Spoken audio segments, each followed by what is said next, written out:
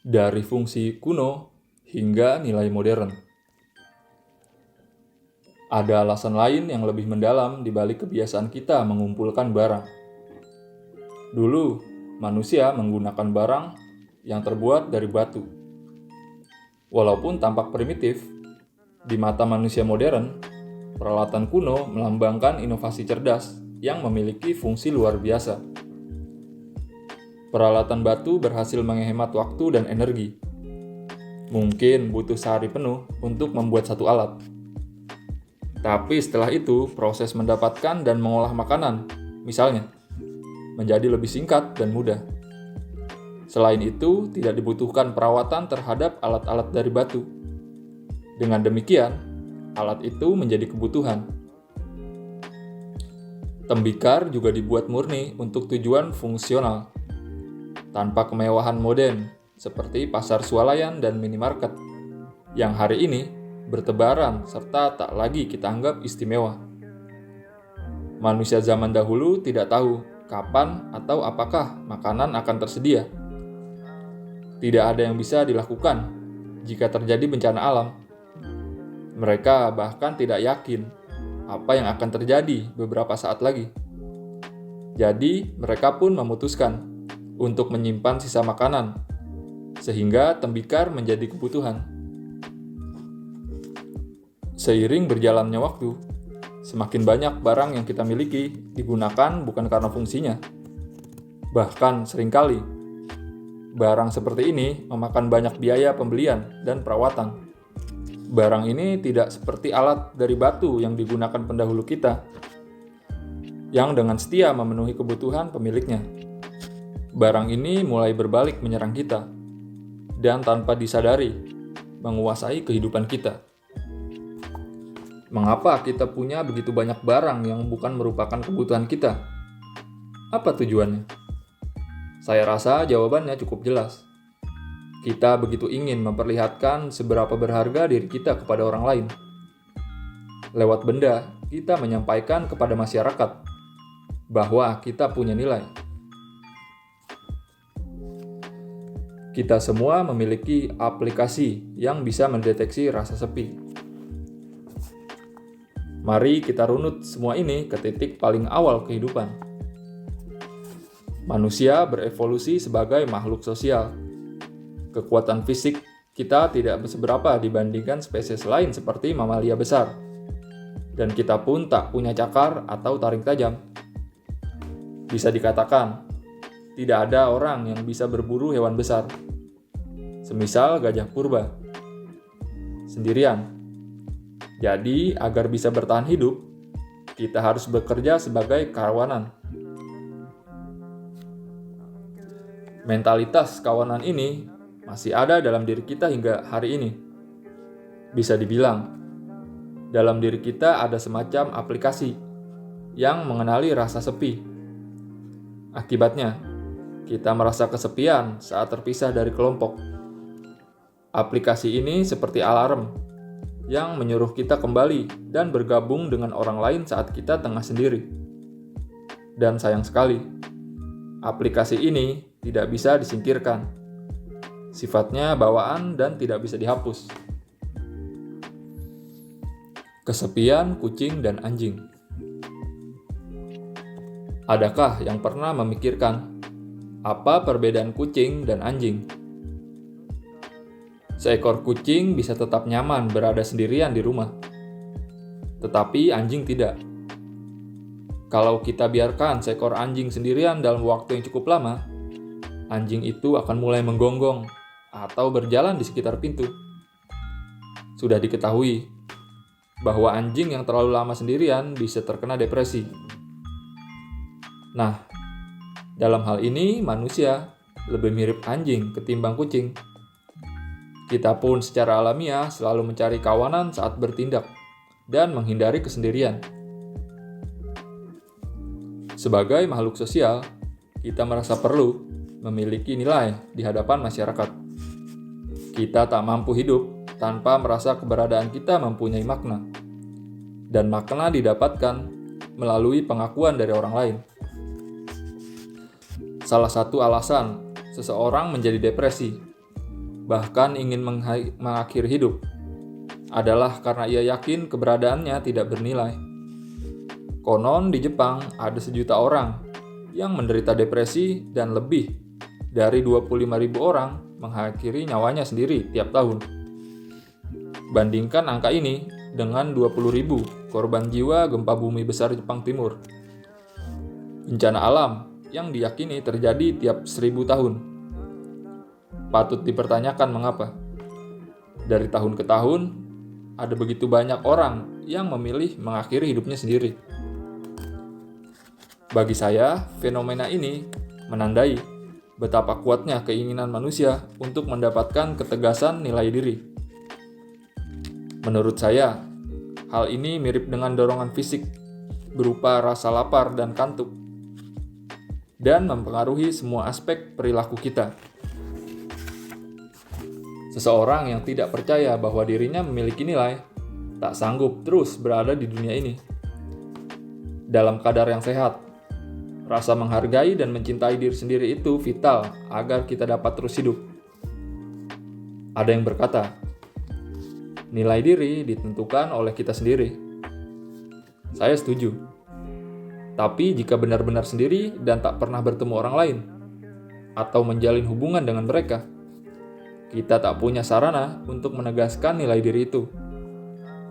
Saya rasa meskipun ada orang yang terlihat begitu mandiri, pasti ada keinginan dalam dirinya untuk diperhatikan oleh seseorang, siapapun orang itu. Seperti seekor anjing, kesendirian total tak tertahankan bagi kita. Dan kita tak tahu seberapa bernilainya kita kalau tidak bisa melihat pantulan diri kita di mata orang lain. Nilai diri mengarahkan perilaku. Mungkin saya dianggap melebih-lebihkan, tapi saya percaya nilai diri adalah penentu hampir semua perilaku kita. Kita senang saat ada yang menekan tombol like terhadap status atau konten yang kita unggah di sosial media. Kita senang melihat bertambahnya follower. Hal-hal ini adalah pengakuan terhadap nilai diri kita. Kita juga sangat senang saat orang yang kita cintai membalas perasaan itu. Luar biasa rasanya ketika orang yang kita sayangi, orang yang bagi kita paling berharga, mengakui diri kita. Dan kita kesal jika orang itu mendua, membagi cintanya dengan orang lain. Kau jahat. Memangnya siapa yang lebih baik dariku? Begitu mungkin teriak kita saat ditolak. Mudah-mudahan sepadan ya. Atau kita mungkin kaya raya dan ingin orang lain tahu mengenai hal itu. Kita mempekerjakan sopir, lalu memintanya membukakan pintu. Sementara kita melangkah keluar dan berjalan, merasa penting, dan kacamata hitam dan perhiasan emas, mengintimidasi orang lain, sementara para pengiring mengikuti langkah kita. Minggir, saya orang penting. Sebetulnya, tujuan ini juga yang ingin kita capai saat mengatakan pada orang lain bahwa kita tidak berguna. Kita ingin orang itu berkata, "Ah, tidak begitu. Kau berharga kok." Cara lainnya adalah dengan mengkritik orang lain, merendahkan mereka dalam upaya menegaskan nilai diri kita sendiri. Nah, keinginan merasa penting itu juga menjadi alasan saya menulis buku ini. Meskipun bukan merupakan motivasi satu-satunya, ada keinginan untuk membuktikan pada diri sendiri bahwa eksistensi saya punya nilai. Sebagai makhluk sosial, kita tidak bisa hidup tanpa merasa bahwa kita berharga. Kita tidak bisa melakukan apa-apa tanpa sedikit narsisme. Jadi, menganggap diri sendiri penting bukanlah hal negatif. Malah, sebetulnya penting. Permasalahannya terletak pada cara kita memperlihatkan nilai itu pada orang lain. Memperlihatkan nilai diri. Setiap orang memiliki kualitas diri yang berbeda-beda. Sebagian langsung terlihat dari penampilan fisiknya. Ada yang langsing dan mungil. Ada yang tinggi, berotot, cantik, bergaya, atau punya bentuk tubuh yang sangat bagus. Penampilan luar mudah dipahami. Semua orang bisa mengerti pesan yang disampaikan dari penampilan itu hanya dengan sekali pandang. Tapi seberapapun kerasnya upaya kita memoles tampilan fisik, tetap saja ada batasnya. Saya, misalnya, tidak akan pernah terlihat sekeren model. Selain ciri fisik, kita juga memiliki kualitas dalam diri kita. Ada orang yang baik hati, murah hati, lucu, pekerja keras, tulus, ceria, teliti, pandai, penuh perhatian, atau pemberani.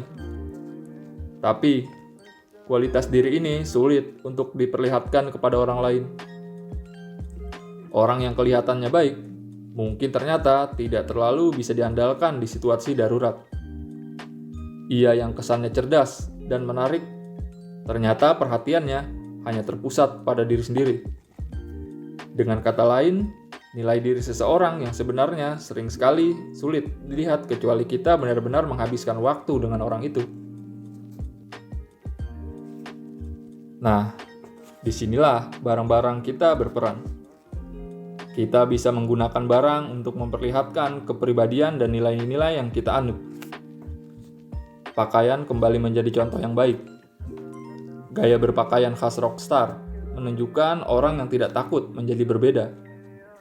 Sementara gaya yang lebih kalem memperlihatkan karakter yang tenang dan lembut. Adi Busana bisa menyampaikan bahwa kita mengapresiasi hal-hal yang tidak biasa. Sementara gaya kasual mungkin mengkomunikasikan kepribadian yang terbuka dan ramah. Dan orang yang terlalu ambil pusing dengan mode mungkin berarti memang tidak terlalu memikirkan penampilan. Tak hanya mode, masih banyak hal lain yang bicara tentang nilai-nilai kita. Pilihan perabot, koleksi barang antik berharga, poster di dinding, atau tanaman di kebun. Saya sendiri adalah penggemar produk Apple, yang menurut saya sangat fungsional.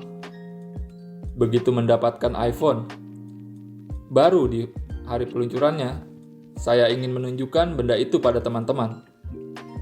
Bisa jadi, saya juga ingin dengan santai membuka MacBook Air saat duduk di Starbucks. Tak diragukan lagi, ada bagian dari diri saya yang ingin memperlihatkan diri sebagai orang yang memiliki produk Apple. Mampu mengapresiasi desain produk yang indah dan menghargai kegunaannya. Bagi saya, dorongan semacam ini alamiah. Tidak ada yang salah sama sekali. Saat barang menjelma menjadi diri kita. Masalah akan mulai timbul saat barang dibeli semata untuk memperlihatkan siapa kita. Dan koleksi kita kemudian bertambah banyak. Semakin banyak yang dibeli, semakin keras upaya yang dikerahkan untuk membangun koleksi yang akan menyampaikan kualitas kita. Dan barang-barang itu sendiri akan semakin jauh menjelma menjadi diri kita. Dengan kata lain, kita lalu didikte oleh benda yang kita miliki. Tujuan kita pun berubah, menjadi meningkatkan jumlah kepemilikan barang, karena barang dianggap sebagai instrumen yang mengangkat citra diri. Akibatnya, kita menghabiskan banyak waktu dan energi untuk merawat serta mengelola semua barang yang dibeli. Begitu kita memandang barang sebagai perpajangan diri, atau mulai meyakini bahwa barang adalah sama dengan kita, menjaga dan mengelola barang akan menjadi tujuan hidup nomor 1. Rak buku adalah etalase diri saya. Saya punya contoh pribadi. Dulu saya gemar menumpuk buku di rak yang memakan ruang di lorong sempit apartemen saya. Padahal saya rasanya tidak pernah membaca satu buku pun. Tak ada yang betul-betul saya sukai. Saat kuliah, saya selalu melahap buku yang kelihatan sulit. Meski begitu, bukannya dibaca baik-baik, sebagian besar hanya saya sentuh sepintas. Ada beberapa buku tentang filosofi modern dan karya-karya besar abad ke-20. Karya sastra yang sangat tebal, yang tak pernah saya selesaikan. Kini saya bisa melihat dengan jelas alasan saya menyimpan buku-buku itu. Tidak pernah membuang satupun meski saya tahu tidak akan dibaca. Saya begitu ingin menyampaikan nilai diri melalui buku itu. Buku-buku itu ada untuk mengomunikasikan satu pesan. Saya sudah membaca begitu banyak buku, sebagaimana terlihat oleh siapapun yang melihat rak buku itu. Saya punya minat yang beragam. Saya juga punya rasa ingin tahu yang tinggi. Saya tahu semua topik berbeda ini, meski sekedar bisa menyebutkan namanya. Walaupun belum semua buku ini dibaca, saya jelas punya ketertarikan di semua bidang. Ini sudah pasti. Karena itulah buku-buku ini ada di rak bukuku. Saya mungkin tidak memahami semua hal yang dibicarakan di buku-buku ini. Tapi saya sudah membaca begitu banyak karya. Termasuk serangkaian buku yang mengangkat topik kompleks. Saya tidak banyak bicara. Saya mungkin terlihat seperti pria yang sangat biasa. Tapi sebenarnya saya penuh dengan pengetahuan luar biasa. Mungkin saya bisa disebut sebagai orang yang terpelajar dan berpemikiran mendalam. Memang memalukan. Tapi paragraf tadi merangkum alasan saya mempunyai bertumpuk-tumpuk buku di apartemen. Melalui begitu banyaknya buku yang saya miliki, saya sedang berusaha menunjukkan nilai diri. Alasan tersebut juga melatari koleksi CD dan DVD yang menggunung, benda-benda antik, foto-foto nyeni yang menghiasi dinding, peralatan makan, dan koleksi kamera. Nyaris semua benda ini tak pernah saya gunakan. Begitu banyak benda yang saya miliki, sehingga saya tidak bisa merawat semuanya dengan baik. Karena barang-barang bertumpuk, apartemen jadi sulit dibersihkan. Dan suasana berantakan ini terus-menerus menyedot rasa percaya diri dan semangat untuk melakukan apapun. Akhirnya, alkohol adalah sarana pelarian saya agar tidak harus dengan jujur menghadapi diri sendiri. Bodohnya saya waktu itu. Ketika barang-barang menguasai kita. Sebelum melangkah ke bab berikutnya, saya ingin mengajak Anda melihat gambaran utuh dari topik ini. Barang seharusnya berfungsi sebagai alat. Barang di zaman batu digunakan untuk tujuan tertentu.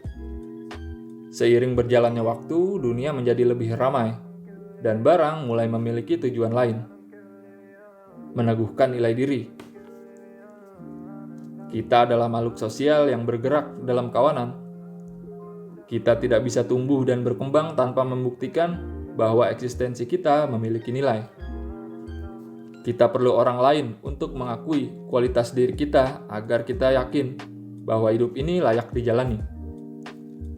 Untuk menunjukkan nilai seperti itu, kita menyiarkan kualitas diri melalui barang-barang yang kita miliki. Tapi, jika terlalu bergantung pada cara tersebut, kita akan dikelilingi terlalu banyak barang. Barang yang seharusnya merepresentasikan kualitas diri, justru menjelma menjadi diri kita sendiri. Pada titik ini, kita pun mulai mengumpulkan lebih banyak barang, karena barang membuat kita merasa lebih berbobot. Pada akhirnya, barang pun menjadi bumerang bagi kita. Kita diperbudak oleh barang, dipaksa menghabiskan waktu dan energi untuk merawatnya. Inti diri kita larut dalam barang-barang itu. Barang-barang kita menguasai kita. Barang-barang ini sendiri sebetulnya tak punya kekuatan apa-apa.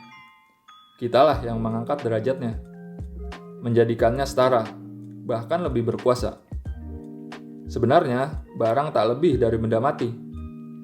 Barang bukan simbol diri dan bukan tuan. Barang dulunya tak lebih dari sekedar alat. Jadi, mengapa kita tidak memiliki alat yang dibutuhkan saja?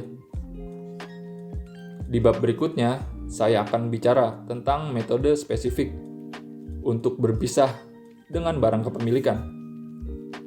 Saya yakin, sebagian besar dari kita punya sangat banyak barang sehingga selangkah lagi, kita akan tenggelam dalam barang-barang itu.